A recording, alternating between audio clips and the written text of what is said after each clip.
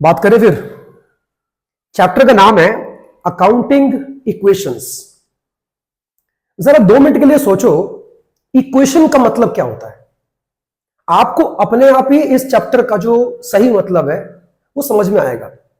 What is equation? जब आप 10th या 9th क्लास के अंदर थे, है ना, याद है? इक्वेशन वर्ड आया था ना बहुत बार। इक्वेशन, इक्वेशन का मतलब होता है कोई भी ऐसा मैथमेटिकल एक्सप्रेशन या कोई भी मैथमेटिकल रिप्रेजेंटेशन जिसकी 2 साइड्स होती हैं। इक्वेशन का मतलब है 2 साइड्स। एक होता है LHS और एक होता है RHS। नहीं? और आपने मैथ के अंदर इस बात को भी सीखा था कि अगर कोई इक्वेशन है और उसकी 2 साइड्स हैं, एक LHS और एक RHS, तो ये दोनों हमेशा बराबर होनी चाहिए। कुछ सीखा था ऐसा? याद करो, रिकॉल करो जरा एक बार 10th की मैथ्स को। आपने हर बार इक्वेशन की 2 साइड्स पढ़ी थी, LHS एंड RHS। और जहां तक आपको याद होगा, इनफैक्ट होना भी चाहिए, तो आपने यह सीखा था कि LHS हमेशा RHS के बराबर रहेगी और यही आपको हमेशा प्रूफ करना होता था। क्या सर अकाउंट्स में भी ऐसी कोई इक्वेशन बनती है? हाँ, चैप्टर का नाम क्या पढ़ा मैंने अभी? Accounting equations. ऐसी इक्वेशन जिसकी अगेन 2 साइड्स होगा, एक होगी LHS और एक क्या होगा? RHS। और अगर मैंने इसको इक्वेशन बोल दिया तो इसका मतलब यह है कि इसकी भी दोनों साइड्स हमेशा इक्वल होनी चाहिए। और अगर ये इक्वल नहीं बैठ पा रही है तो इसका मतलब है कि आपने कहीं ना कहीं पे गलती करी है। ये मैथ्स का रूल कहता है कि अगर आपने दोनों साइड्स को इक्वल प्रूफ नहीं किया, दैट मींस आपने कहीं ना कहीं पे गलती करी है। अब बैठ के उस गलती को ढूंढो कि आपने कहां करी है। ठीक है, क्लियर हो गया होगा? तो इक्वेशन वर्ड का सही मतलब ही यही है कि उसके 2 साइड्स के बारे में हम बार बार जिक्र करेंगे। अब सवाल यह आता है कि अकाउंट्स में इक्वेशन क्या बनती है। देखिए, अगर मैं आपसे बात करता हूं, ये मेरी 2 साइड्स हैं, दिस इज माय RHS, तो ये मेरा क्या बना?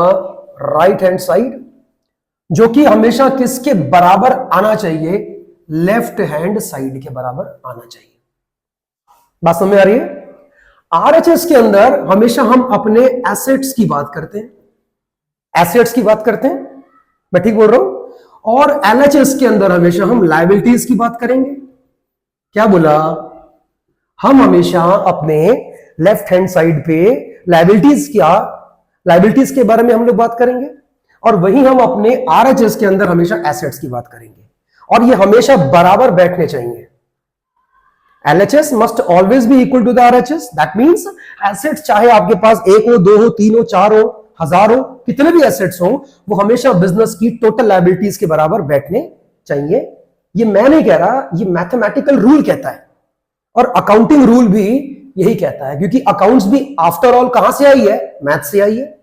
तो वो भी मैथ्स के जो फंडामेंटल प्रिंसिपल्स हैं उनको फॉलो करती है। क्लियर हो गया होगा? ठीक है। अब देखो, आपको जानना तो ये है कि एसेट्स क्या होते हैं, फिर आपको इस बात के ऊपर भी ध्यान देना होगा कि लायबिलिटीज क्या होती है। ज्यादा लंबी बात नहीं करेंगे इसके ऊपर, शॉर्ट के अंदर बात करेंगे, क्योंकि हमारा मुद्दा जो है बात करने का वो एसेट्स एंड लायबिलिटीज नहीं है। हमारा मुद्दा है अकाउंटिंग इक्वेशन क्या होती है। ठीक है, तो एसेट्स क्या सीखा है आपने?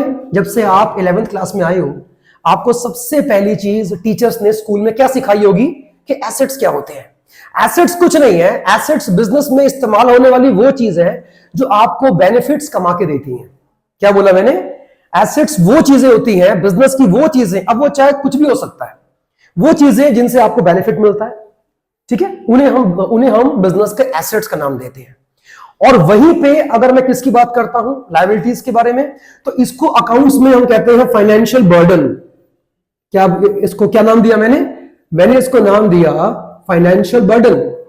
अगर ये तुम्हारा फाइनेंशियल बर्डन है तो जरा सोचो कि ये क्या होगा? This is your financial resource, these are your financial resource. उम्मीद करता हूं कि आपको मतलब क्लियर हुआ होगा। ये चीजें बेनिफिट है बिजनेस के लिए, क्योंकि ये कमा के देती हैं। बात समझ आ रही है? लेकिन ये बिजनेस के ऊपर बर्डन है सर। एग्जांपल, आपने लोन लिया बैंक से, बिजनेस करने के लिए हम बैंक से लोन ले सकते हैं, बैंक हमें लोन दे देगा, हाँ देगा, लेकिन क्या वो पैसा आपका है? आपने बैंक से 5 लाख का लोन लिया, क्या वो 5 लाख आपके हैं हमेशा के लिए? लोन का मतलब क्या होता है कि एक टाइम बाद हमको ये पैसा रिफंड करना है, बैंक को वापस करना है। तो जो पैसा फिलहाल तो आपके पास है लेकिन आपका नहीं है, एक टाइम के बाद आपको वो वापस करना पड़ेगा, उसे हम बोलते हैं फाइनेंशियल बर्डन। ये आपके ऊपर भार रहेगा, आपको टेंशन देगा हमेशा कि मुझे ये पैसा वापस करना है। तभी तो मैंने इसका नाम क्या लिखा, बर्डन। ये बर्डन है और ये बेनिफिट्स हैं, और इन्हीं बर्डन को हम अकाउंटिंग की भाषा में नाम देते हैं लायबिलिटीज। याद रखिएगा, लायबिलिटीज जब भी टर्म यूज होगा अकाउंटिंग के अंदर, तो वो हमेशा फाइनेंशियल बर्डन को शो करता है कि जो पैसा अभी आपके पास है लेकिन उस पे आपका लॉन्ग टर्म तक अधिकार नहीं रहेगा। एक टाइम के बाद आपको पैसा सूद समेत इंटरेस्ट के साथ वापस करना है, तभी वो बर्डन है आपके ऊपर। क्लियर? जबकि ये तुम्हें कमा कमा के लगातार देता रहेगा, तभी ये बेनिफिट है। It is a financial resource. बात समझ आ गई? तो आपका फाइनेंशियल रिसोर्स हमेशा आपके फाइनेंशियल बर्डन के बराबर होना चाहिए। कैसे? एग्जांपल लेते हैं। चलो हम एग्जांपल लेके बात करेंगे, ठीक है? क्योंकि एग्जांपल से हमें चीजें जल्दी समझ में आती हैं। आपने बैंक से लोन लिया, बिजनेस करने के लिए आपने बैंक से 5 लाख का लोन लिया मान लेते हैं, तो वो लोन क्या है, आपके ऊपर लायबिलिटी है। आपने 5 लाख का लोन लिया, आपके ऊपर क्या आई, आपके पास क्या बढ़ी, लायबिलिटी बढ़ी। और बैंक ने आपको, चलो मान लेते हैं, हालांकि ऐसा नहीं होता लेकिन मान लेते हैं कि बैंक ने आपको वो लोन कैश की फॉर्म में दे दिया। बैंक ने आपको वो लोन कैश की फॉर्म में दे दिया।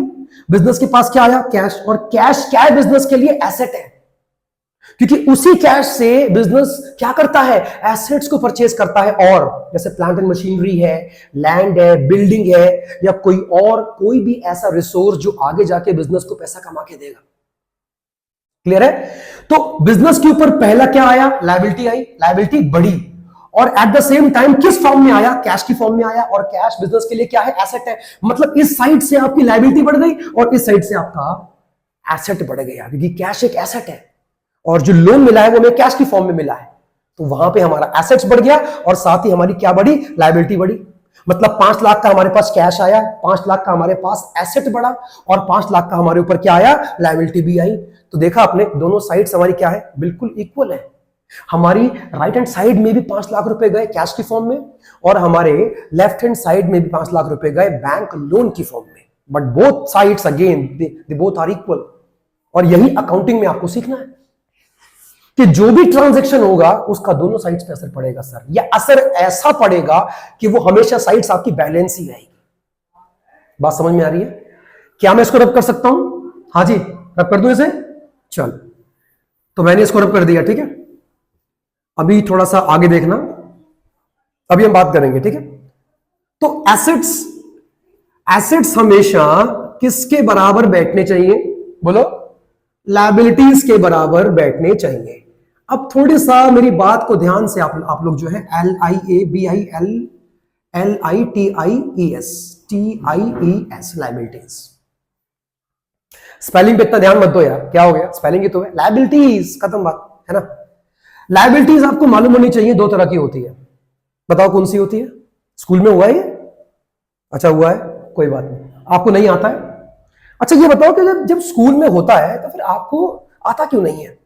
इसका मतलब है कि आप लोग उस समय स्कूल के अंदर अपना ध्यान नहीं देते हो। नहीं, टीचर को ब्लेम मत करना कि टीचर ने अच्छा नहीं पढ़ाया, ऐसा कुछ नहीं होता भाई। दुनिया का हर टीचर अच्छा पढ़ाता है, क्योंकि अपना नाम कोई भी खराब करना नहीं चाहेगा। आप नहीं पढ़ते हो, अपनी कमियों को एक्सेप्ट करना सीखो। देखो, लायबिलिटीज 2 टाइप की होती हैं, जैसे कि मैंने कहा आपसे, और आपको यह समझना ही पड़ेगा। मैंने क्यों बोला? क्योंकि जब तक आपको ये चीज ढंग से क्लियर नहीं होगी कि लायबिलिटीज 2 तरह की होती हैं, तब तक आपको समझ में नहीं आएगा कि लायबिलिटीज के जो पार्ट बनते हैं वो कौन कौन से हैं। जैसे कि यहां लिखा मैंने, पहली लायबिलिटी कौन सी होती है, इंटरनल। कौन सी होती है?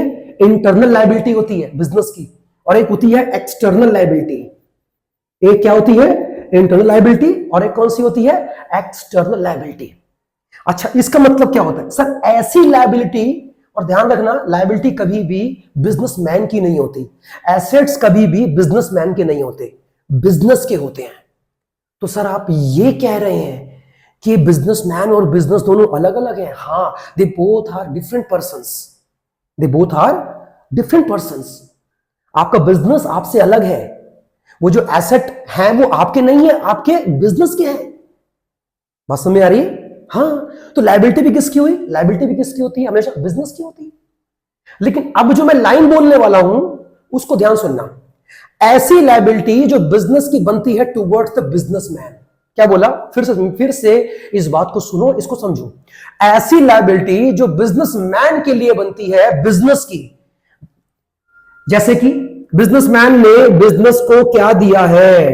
कैपिटल दिया है। क्यों दिया है? ताकि बिजनेस इसको यूज करे और इसके ऊपर बिजनेसमैन को प्रॉफिट कमा के दे। तो बिजनेस कैपिटल को अपने ऊपर क्या मानता है? लायबिलिटी मानता है। अगर ये बिजनेसमैन को पैसा कमा के नहीं देगा, इसके ऊपर अगर प्रॉफिट बना के नहीं देगा, तो बिजनेसमैन कभी भी इस कैपिटल को बिजनेस से निकाल के बिजनेस को बंद कर सकता है। इतना राइट है उसके पास करने का। क्लियर हुआ? हाँ, कैपिटल लायबिलिटी है, बिजनेसमैन की नहीं, बिजनेस की। बिजनेसमैन ने बिजनेस को क्या दिया? बिजनेसमैन ने बिजनेस को क्या दिया? कैपिटल दिया। क्यों दिया? बिजनेस को क्या बोला? बिजनेसमैन ने बिजनेस से क्या बोला? ये ले 5 लाख का कैपिटल, अब तू मुझे इसके ऊपर प्रॉफिट बना के दे। ऐसे नहीं बोलता वो, लेकिन कहने का मतलब तो वही है। बिजनेसमैन क्या बोलता है बिजनेस से? ये ले 5 लाख का कैपिटल, पूंजी कहते हैं इसको हिंदी में। क्या बोला? पूंजी। ये ले कैपिटल 5 लाख रुपए की, अब मुझे इसको बढ़ा के दे। बढ़ा के मतलब प्रॉफिट कमा के दे। नहीं कमा के देगा तो बंद कर दूंगा, कैपिटल बिजनेस से निकाल लूंगा, बिजनेस को शट डाउन कर दूंगा। किसके हाथ में? बिजनेसमैन के हाथ में। बात समझ आई? तो वो लायबिलिटी जो बिजनेस की बनती है टुवर्ड्स बिजनेसमैन, दैट इज, और उसी को हम कहते हैं इंटरनल लायबिलिटी। सर इसमें क्या क्या आता है? पहला कैपिटल, दूसरा जो बिजनेस प्रॉफिट कमाता है उस पर भी बिजनेस का अधिकार नहीं बनता, वो बिजनेसमैन का है। नहीं? हाँ, तो मतलब प्रॉफिट भी किस में काउंट होगा? प्रॉफिट भी it's a part of internal liability of the business. कभी ध्यान देना, जब आगे जाके हम स्टडी करेंगे ना इसके बारे में, और हम और इसके बारे में सीखेंगे, तब आप जान पाओगे कि बिजनेस की बनती है बैलेंस शीट। क्या बनती है? Balance sheet. और बैलेंस शीट्स की 2 साइड्स होती हैं। पहली होती है एसेट, सेकंड क्या होती होगी? लायबिलिटीज। यस। और कभी ध्यान देना कि लायबिलिटी साइड पे तुम्हें हमेशा कैपिटल लिखी हुई दिखाई पड़ेगी, और वो बैलेंस शीट भी बिजनेसमैन की नहीं, बिजनेस की बनती है। तो बिजनेस कैपिटल, प्रॉफिट्स या किसी तरह का रिजर्व अगर रखा हुआ है, इन सबको बिजनेस अपने ऊपर एक तरह की इंटरनल लायबिलिटी मानता है। बिजनेस को पता है कि ये पैसा बिजनेसमैन का है, वो एक दिन इसको निकाल के ले जाएगा। बात समझ में आई नहीं आई? जब आगे हम बढ़ेंगे ना तो हम बात करेंगे कि प्रॉफिट और रिजर्व में क्या डिफरेंस है। दोनों एक ही होते हैं, डोंट बी कंफ्यूज। मुझे ऐसे मत देखो कि पता नहीं क्या लिखवा दिया। Profit and reserve both are same. फर्क खाली यह है कि प्रॉफिट बिजनेसमैन निकाल कर लेकर जाता है, और वो प्रॉफिट का हिस्सा जो बिजनेस ने अपने पास सेव कर लिया होता है फॉर द फ्यूचर कॉन्टिजेंसीज, उसको बोलते हैं, क्या बोलते हैं उसको? रिजर्व कहते हैं। लेकिन वो पैसा बिजनेसमैन का ही है। अगर बिजनेस ने इसको ऐसा रिजर्व ना रखा होता तो ये डेफिनेटली बिजनेसमैन को प्रॉफिट के फॉर्म में ट्रांसफर होता। क्लियर हो गया? अगर यहां तक कोई डाउट है तो पूछिए आप लोग। एकदम क्लियर है? तो capital, profit, reserves, these all are the part of internal liabilities for the business। ये आपको ध्यान रखना है। अच्छा सर, ये हमें समझ में आ गया। Now what is external liabilities? What is external liability? ऐसी लायबिलिटी, मेरे सेंटेंस पर ध्यान देना, ऐसी लायबिलिटी बिजनेस की जो बिजनेसमैन के लिए नहीं लेकिन आउटसाइडर्स के लिए बनती है। सर ये क्या बोल दिया? आउटसाइडर का मतलब क्या होता है? अच्छा एक बात सुनो, आपके बिजनेस के अंदर 3 लोग काम करते हैं, एम्प्लॉय हैं। कौन है? आप मालिक हो, वो कौन है? आपके एम्प्लॉय हैं। ठीक है? बिजनेस के लिए वो आउटसाइडर है या इनसाइडर है? बिजनेस के लिए वो 3 एम्प्लॉय आउटसाइडर है या इनसाइडर है?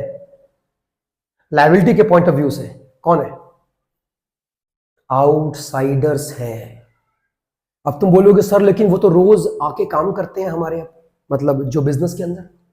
हाउ कैन वी से आउटसाइडर्स? देखो समझो बात को, बिजनेस इनसाइडर सिर्फ मालिक को मानता है, बाकी जो इंप्लॉय भी है ना वो आउटसाइडर्स है। आपने 3 महीने से अपने स्टाफ का सैलरी नहीं पे किया, बिजनेस उसे अपने ऊपर क्या मानेगा? लायबिलिटी मानेगा। हाँ, कौन सी वाली लायबिलिटी मानेगा? एक्सटर्नल मानेगा रे, क्योंकि एम्प्लॉय भी बिजनेस के लिए कौन है? आउटसाइडर है। बात समझ में आ रही है? कौन है? क्या बोला? बोलो। एम्प्लॉयज का आपने सैलरी नहीं दिया सर, एम्प्लॉयज का सैलरी भी बिजनेस के ऊपर एक एक्सटर्नल लायबिलिटी है। जिस बिल्डिंग में आप अपना बिजनेस करते हो वो बिल्डिंग भी आपका नहीं है, आपने रेंट पर लिया है, आपने 2 महीने से अपना रेंट नहीं दिया है। अगेन अगेन वो क्या है आपके लिए? एक्सटर्नल लायबिलिटी है। सर लेकिन ये बताओ इसको हम समझे कैसे, है ना? समझे कैसे कि कौन सी लायबिलिटी इंटरनल है, कौन सी लायबिलिटी एक्सटर्नल है? मैं एक शॉर्ट लाइन में अगर मैं आपको बात को समझाऊं तो इसका एक ही मतलब है भैया, वो लायबिलिटी जो बिजनेस की बनती है टुवर्ड्स द बिजनेसमैन, वो इंटरनल लायबिलिटी है और उसके नाम आपके सामने लिखे हैं। बिजनेसमैन को छोड़ के बिजनेस के लिए बाकी सारे लोग आउटसाइडर्स में आते हैं, फिर चाहे वो कोई भी है, एक्स वाई जेड कोई भी है, वो कोई भी हो सकता है। चलो एक एक एग्जांपल लेते हैं। ये मेरा बिजनेस है, मैं इसका मालिक हूं, तो बिजनेस के लिए मैं कौन हुआ? इनसाइडर। इनसाइडर, हाँ हाँ, मालिक। मेरे एम्प्लॉय कौन हुए बिजनेस के लिए? आउटसाइडर। सिंपल सी बात है। मेरी वाइफ कौन हुई बिजनेस के लिए? बोलो, मेरी वाइफ बिजनेस के लिए कौन हुई? मालिक मैं हूं, तो मालिक तो वो भी हुई। अगर उसने कोई बिजनेस को लोन दे दिया तो अरे आउटसाइडर में गिनती होगी भाई। यही तो फंडा है। मेरी वाइफ भी कौन है बिजनेस के लिए? आउटसाइडर है, तो जो भी ट्रीटमेंट होगा उसका आउटसाइडर के हिसाब से ही होगा। चलो, है ना? आपने बैंक से लोन लिया, बैंक भी कौन है बिजनेस के लिए? एक्सटर्नल है, आउटसाइडर है। मालिक को छोड़ के बाकी सारे लोग कौन है? आउटसाइडर्स हैं, और उनके लिए जो लायबिलिटी बनती है वो हमेशा एक्सटर्नल लायबिलिटीज में काउंट होती है। कोई डाउट है तो पूछो, ये बेसिक है। इन दोनों को जोड़ दूंगा, इंटरनल और एक्सटर्नल को जोड़ूंगा तो कहां पहुंचूंगा? टोटल लायबिलिटीज पे। और हम कभी टोटल लायबिलिटी नहीं लिखते, हम सिर्फ लायबिलिटीज लिखते हैं। तो अगर क्वेश्चन में लायबिलिटीज वर्ड लिखा हुआ आ गया तो समझ जाना कि उसमें इंटरनल भी आ गई और एक्सटर्नल भी आ गई। इसको रब कर सकता हूं, पूछना है कुछ? तुम बोलो, सब क्लियर है? मिटा दो, ठीक है।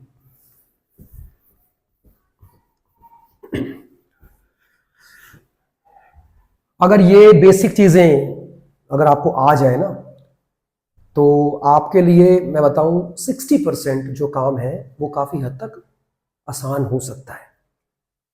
हालांकि मैंने चैप्टर को स्टार्ट नहीं किया अकाउंटिंग इक्वेशन, क्योंकि पहले आपको एक्सप्लेन करना था ये चीज के एसेट्स और लायबिलिटीज का मतलब क्या है, क्योंकि इस वाले चैप्टर के अंदर आपको बार बार इनका सामना करना पड़ेगा, एसेट्स लायबिलिटीज का। समझ में आ गया? तो अकाउंटिंग जो होता है आपका इक्वेशन, उसका फॉर्मेट कैसे बनता है मालूम है? चलो, तो सर इस वाली साइड पे हम क्या लिखेंगे? सारे के सारे एसेट्स, और यहां क्या लिखेंगे? सारी की सारी लायबिलिटीज। और लायबिलिटी को हम दो पार्ट्स के अंदर तोड़ेंगे, इंटरनल अलग लिखेंगे, एक्सटर्नल अलग लिखेंगे। हाँ सर, वैसे हम क्या लिखते हैं यहां पे बोलो? एसेट्स हमेशा किसके बराबर बैठने चाहिए? लायबिलिटीज के बराबर बैठने चाहिए। और मैंने इसके दो पार्ट के नाम लिखे थे, इंटरनल और एक्सटर्नल, ठीक है? तो हम उसी को लिखेंगे। अब पहली क्या थी? Internal liability. कौन सी थी बोलो? कैपिटल प्लस, अब क्या आएगा? एक्सटर्नल में सिंपल हम लिख देंगे लायबिलिटी। हम आउटसाइडर्स नहीं लिखते इसके अंदर कोई भी, लेकिन हम लायबिलिटी लिख के छोड़ देंगे। तो इस पूरे का मतलब है लायबिलिटी, ये आपको ध्यान रखना है। इसमें कैपिटल इंटरनल लायबिलिटी है और लायबिलिटी जो लिखी हुई है वो एक्सटर्नल लायबिलिटीज में आती है, और इन दोनों का सम जो है वो हमेशा आपके एसेट्स के बराबर बैठना चाहिए। अगर नहीं बैठता, किसी ट्रांजैक्शन को करने के बाद अगर ये बराबर नहीं बैठते दोनों साइड्स, इसका मतलब कि सर आपने कहीं पे गलती करी है। बैठ के देखो कि कहां करी है। क्लियर है? कुछ पूछना तो नहीं है? आगे बढ़ सकते हैं? चलिए, ओके।